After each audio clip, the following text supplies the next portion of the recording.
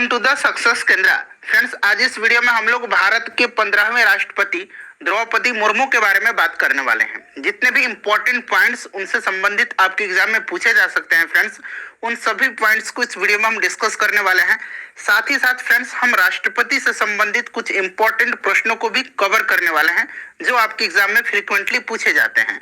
अगर आप चैनल पर पहली बार विजिट कर रहे हैं तो चैनल को सब्सक्राइब करके बेल आइकन जो घंटी का निशान है उसको जरूर दबा लीजिएगा, ताकि जब भी इसी तरह का कोई भी इंपॉर्टेंट वीडियो अपलोड किया जाए तो उसका नोटिफिकेशन सबसे पहले आपके पास पहुंच जाए। तो चलिए फ्रेंड्स, बिना देरी किए हुए आज का सेशन स्टार्ट करते हैं। फ्रेंड्स, प्लीज वीडियो को लाइक कर दीजिएगा और जब सेशन समाप्त होगा तो इसे शेयर भी जरूर कर दीजिए। देखिए फ्रेंड्स, भारत को उसका 15वां राष्ट्रपति मिल गया है द्रौपदी मुर्मू के रूप में। तो फ्रेंड्स, जैसे कि मैंने आपको वीडियो के स्टार्टिंग में ही बताया था कि इस वीडियो में हम लोग द्रौपदी मुर्मू से संबंधित जितने भी प्रश्न आपके आगामी एग्जाम में बन सकते हैं उन सभी प्रश्नों की इस वीडियो में हम कवर करने वाले हैं। काफी इंपॉर्टेंट यह वीडियो है फ्रेंड्स आपके लिए। सेशन को पूरा अटेंड कीजिएगा, वीडियो को अंत तक देखिएगा और इस वीडियो को ज्यादा से ज्यादा शेयर करना है आपको, ताकि सभी लोगों के पास, देखिए ऐसा नहीं है जो तैयारी कर रहे हैं कॉम्पिटिटिव एग्जाम का उन्हीं के लिए यह इंपॉर्टेंट वीडियो है, सभी के लिए जरूरी वीडियो है। ठीक है, तो इसको शेयर जरूर कर दीजिएगा, व्हाट्सएप ग्रुप में शेयर कर दीजिए, फेसबुक ग्रुप में, और फ्रेंड्स आप चाहे तो अपने इंस्टा पर भी इसको शेयर कर सकते हैं। चलिए स्टार्ट करते हैं। देखिए फ्रेंड्स, हमारा पहला प्रश्न है कि भारत के 15वें राष्ट्रपति के रूप में किसे चुना गया है। आंसर आपको पता है, आंसर कमेंट बॉक्स में देकर के बताते चलिएगा। तो राइट आंसर इसका हो जाएगा option number B, Draupadi Murmu. Draupadi Murmu को भारत के 15वें राष्ट्रपति के रूप में चुना गया है और ये राष्ट्रपति बनने वाली भारत की पहली आदिवासी राष्ट्रपति हैं। इसको भी आप ध्यान रखेंगे। साथ ही साथ ये भारत की दूसरी महिला राष्ट्रपति भी होंगी। चलिए आगे बढ़ेंगे। नेक्स्ट क्वेश्चन है हमारा कि भारत के प्रथम राष्ट्रपति कौन थे। तो फ्रेंड्स, आपको पता है कि भारत के प्रथम राष्ट्रपति जो थे ये डॉक्टर राजेंद्र प्रसाद जी थे। ऑप्शन नंबर बी जो होगा करेक्ट आंसर हो जाएगा। ये बिहार के रहने वाले थे। क्लियर। चलिए नेक्स्ट क्वेश्चन कर लेंगे। अगला प्रश्न हमारा कि भारत की दूसरी महिला राष्ट्रपति कौन बन गई हैं। अच्छा, पहली महिला राष्ट्रपति कौन थी? तो आपको पता है कि प्रतिभा देवी सिंह पाटिल जी थी। ये भारत की पहली महिला राष्ट्रपति थी। ठीक है, यहाँ पर देखिए मैंने नाम भी इनका मेंशन कर दिया है। और अब भारत की दूसरी महिला राष्ट्रपति जो है ये द्रौपदी मुर्मू बन गई हैं। ऑप्शन नंबर बी जो होगा इसका करेक्ट आंसर हो जाएगा। आंसर आप कमेंट बॉक्स में देकर के बताते चलिएगा। वीडियो को अपने प्रियजनों के पास शेयर जरूर कर दीजिएगा। देखिए अगला प्रश्न हमारा कि भारत की प्रथम आदिवासी राष्ट्रपति कौन बन गए या बन गई हैं। तो फ्रेंड्स, ये कौन बन गई है भारत की प्रथम आदिवासी राष्ट्रपति? तो 15वें राष्ट्रपति के रूप में बनी है Draupadi Murmu ji. Option number D जो होगा बिल्कुल करेक्ट आंसर हो जाएगा। चलिए आप चाहें फ्रेंड्स तो स्क्रीनशॉट लेते चलिएगा। ठीक है, चलिए उसके बाद देखिएगा कि द्रौपदी मुर्मू का संबंध किस जनजाति से है। ये क्वेश्चन फ्रेंड्स बहुत ही इंपॉर्टेंट है। ठीक है, तो यहाँ पर ध्यान देंगे फ्रेंड्स। देखिए द्रौपदी मुर्मू जी जो हैं उनका जन्म 20 जून 1958 को, ये आगे प्रश्न के रूप में आपको मिलेगा, उड़ीसा के मयूरभंज जिले में हुआ था। ठीक है, ये जो है संथाल आदिवासी समाज से संबंधित हैं। राइट आंसर इसका ऑप्शन नंबर ए हो जाएगा, संथाल। ठीक है, चलिए उसके बाद देखिए द्रौपदी मुर्मू का जन्म कब हुआ था। तो जैसे कि मैंने अभी बताया कि इनका जन्म जो है 20 जून 1958 को उड़ीसा के मयूरभंज जिले में हुआ था। ये आदिवासी समाज से संबंधित हैं और उन्हें 1997 में 1997 में रायरंगपुर नगर पंचायत का काउंसिलर के रूप में चुना गया था। उन्होंने भारतीय जनता पार्टी के अनुसूचित जनजाति मोर्चा के उपाध्यक्ष के रूप में भी काम किया है और उड़ीसा में भारतीय जनता पार्टी और बीजू जनता दल गठबंधन सरकार के दौरान वह 6 मार्च 2000 से लेकर के 6 अगस्त 2002 तक जो थी ये वाणिज्य और परिवहन मंत्री थी। स्वतंत्र प्रभार था इनके पास। उसके बाद देखिए 6 अगस्त से फिर 16 मई 2004 तक, 6 अगस्त से 16 मई 2004 तक ये मत्स्य पालन और पशु संसाधन विकास राज्य मंत्री थी। उन्हें 2007 में जो है उड़ीसा विधानसभा के द्वारा सर्वश्रेष्ठ विधायक के रूप में नीलकंठ पुरस्कार से सम्मानित किया गया। ये प्रश्न आपको आगे मिलेगा। उसके बाद ये झारखंड की पहली महिला राज्यपाल थी। ठीक है, और सबसे अधिक समय तक राज्यपाल रहने वाली रही थी झारखंड की। चलिए आगे बढ़ेंगे। राइट आंसर इसका हो जाएगा 20 जून 1958। नेक्स्ट क्वेश्चन है हमारा कि भारत के 15वें राष्ट्रपति द्रौपदी मुर्मू का जन्म किस राज्य में हुआ था। तो मैंने अभी आपको बताया था कि 20 जून 1958 को ओडिशा के मयूरभंज जिले में हुआ था। ओडिशा इसका राइट आंसर हो जाएगा, मयूरभंज। ठीक है, चलिए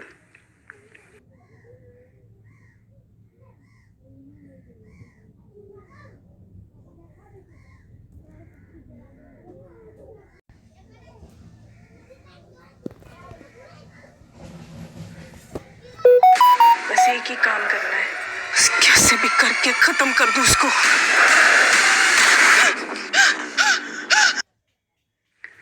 नेक्स्ट क्वेश्चन है कि राष्ट्रपति बनने से पहले द्रौपदी मुर्मू किस राज्य की राज्यपाल थी। तो मैंने आपको बताया कि ये राज्यपाल रही थी झारखंड की। ठीक है, झारखंड की ये पहली महिला राज्यपाल थी और सबसे अधिक समय तक झारखंड की राज्यपाल रहने वाली ये राज्यपाल बनी थी। ये सब याद रखना है आपको, क्लियर है। तो ये राइट आंसर झारखंड हो जाएगा। चलिए नेक्स्ट क्वेश्चन कर लेंगे कि द्रौपदी मुर्मू को किस वर्ष उड़ीसा विधानसभा के द्वारा सर्वश्रेष्ठ विधायक के रूप लिए नीलकंठ पुरस्कार से सम्मानित किया गया था। तो देखिए इनको नीलकंठ पुरस्कार से 2007 में जो है उड़ीसा विधानसभा के द्वारा सर्वश्रेष्ठ विधायक के लिए सम्मानित किया गया था। 2007 इसका करेक्ट आंसर हो जाएगा।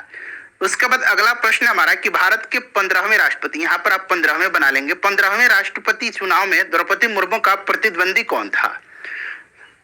तो इनका प्रतिद्वंदी थे Yashwant Sinha. Option number B जो है राइट आंसर हो जाएगा। आगे बढ़ेंगे, नेक्स्ट क्वेश्चन है कि भारतीय संविधान के किस अनुच्छेद के अनुसार भारत का एक राष्ट्रपति होगा। बताइए, सभी के सभी क्वेश्चन मैंने इंपॉर्टेंट क्वेश्चन को इसमें संग्रहित किया है।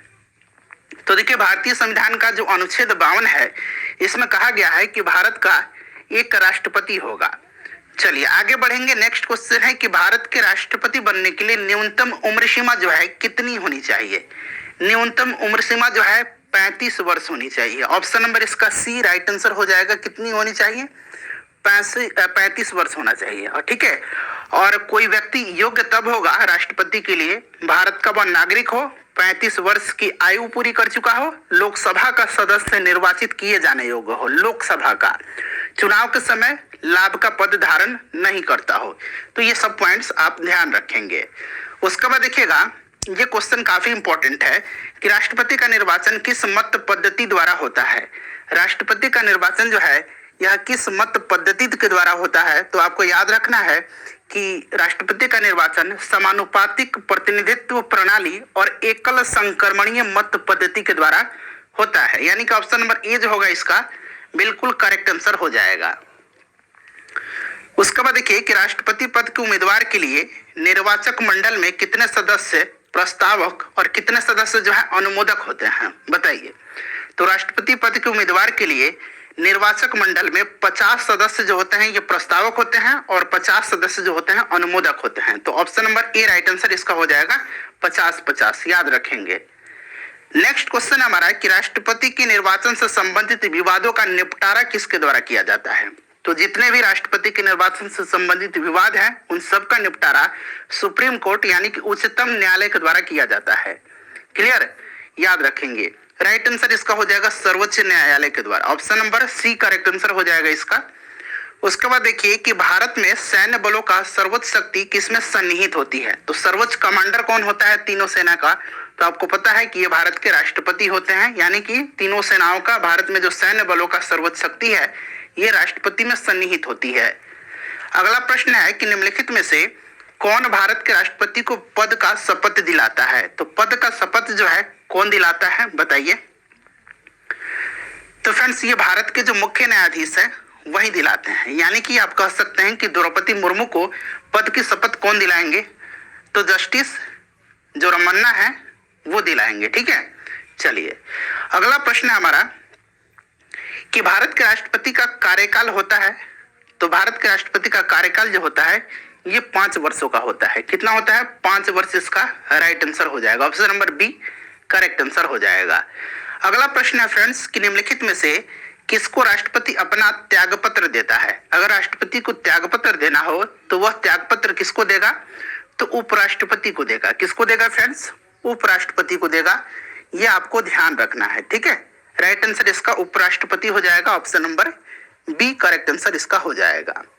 चलिए आगे बढ़ेंगे। नेक्स्ट क्वेश्चन है कि भारत के राष्ट्रपति का मासिक वेतन कितना होता है। भारत के राष्ट्रपति का जो मासिक वेतन होता है ये 5 लाख रुपया होता है। वेतन जो है आयकर से मुक्त होता है। राष्ट्रपति को निःशुल्क निवास और स्थान और संसद द्वारा स्वीकृत अन्य भत्ते प्राप्त किए जो है होते हैं। ठीक है, तो राइट आंसर इसका कितना हो जाएगा, 5 लाख इसका करेक्ट आंसर हो जाएगा। नेक्स्ट क्वेश्चन है कि भारतीय संविधान के किस अनुच्छेद में राष्ट्रपति का चुनाव का उल्लेख है। राष्ट्रपति चुनाव का उल्लेख है किस अनुच्छेद में, बताइए। तो राष्ट्रपति के जो चुनाव का उल्लेख है फ्रेंड्स, यह जो है राष्ट्रपति के निर्वाचन का अनुच्छेद 54 में है। नेक्स्ट क्वेश्चन हमारा कि भारतीय संविधान के किस अनुच्छेद में राष्ट्रपति पर महाभियोग की प्रक्रिया का उल्लेख है। महाभियोग की प्रक्रिया का उल्लेख जो है यह आर्टिकल 61 में है। ठीक है, याद रखेंगे। और राष्ट्रपति पर महाभियोग जो है राष्ट्रपति के द्वारा संविधान के प्रावधानों के उल्लंघन पर संसद के किसी भी सदन द्वारा उस पर लगाया जा सकता है, परंतु इसके लिए आवश्यक है कि राष्ट्रपति को 14 दिन पहले जो है लिखित सूचना दी जाए, जिस पर उस सदन के 1/4 सदस्यों का हस्ताक्षर हो। क्लियर है, राइट आंसर इसका हो जाएगा अनुच्छेद 61। नेक्स्ट क्वेश्चन कर लेंगे कि भारतीय संविधान के किस अनुच्छेद के तहत राष्ट्रपति किसी सार्वजनिक महत्व के प्रश्न पर उच्चतम न्यायालय से परामर्श ले सकता है। बहुत ही अच्छा क्वेश्चन है। तो राष्ट्रपति किसी सार्वजनिक महत्व के प्रश्नों पर उच्चतम न्यायालय से अनुच्छेद 143 के अनुसार जो है परामर्श ले सकता है, लेकिन वह यह परामर्श मानने के लिए बाध्य नहीं होगा। ये भी आप ध्यान रखेंगे। उसके चलिए भारतीय संविधान के किस अनुच्छेद के तहत राष्ट्रपति को आपातकालीन शक्तियां प्रदान की गई हैं। तो देखिए फ्रेंड्स, आपातकालीन शक्तियां 3 तरह का है। एक जो है अनुच्छेद 352 में है, जिसको कि राष्ट्रीय आपातकाल कहा जाता है। ठीक है, युद्ध या बाह्य आक्रमण या सशस्त्र विद्रोह के कारण यह लगाया जाता है। उसके बाद राज्यों में संवैधानिक तंत्र के विफल होने के उपरांत राज्यों में राष्ट्रपति शासन लगाया जाता है अनुच्छेद 356 के तहत। उसके बाद वित्तीय आपातकाल की घोषणा जो है 360 के तहत करता है राष्ट्रपति। तो उपरोक्त सभी जो होगा इसका राइट आंसर हो जाएगा। चलिए नेक्स्ट क्वेश्चन कर लेंगे कि भारतीय संविधान के किस अनुच्छेद में राष्ट्रपति को क्षमादान की शक्ति प्रदान की गई है। आपने सुना होगा जब किसी व्यक्ति को फांसी दिया जाता है तो वो राष्ट्रपति से गुहार लगाता है कि उसकी जो फ्रेंड्स सजा है वो क्षमा कर दी जाए, माफ कर दी जाए। तो राइट आंसर इसका क्या हो जाएगा, भारतीय संविधान के अनुच्छेद 72 के अंतर्गत राष्ट्रपति को किसी अपराध के लिए दोषी ठहराए गए किसी व्यक्ति के दंड को क्षमा करने, उसका प्रविलंबन, परिहार और लघुकरण की शक्ति प्राप्त है। तो राइट आंसर 72 हो जाएगा आर्टिकल। नेक्स्ट क्वेश्चन है फ्रेंड्स कि भारतीय संविधान के किस अनुच्छेद के तहत राष्ट्रपति अध्यादेश जारी करता है।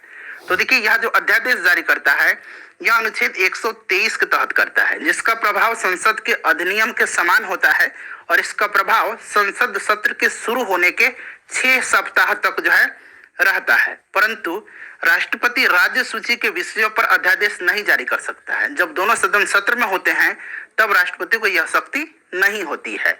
ऑप्शन नंबर इसका बी राइट आंसर हो जाएगा अनुच्छेद 123।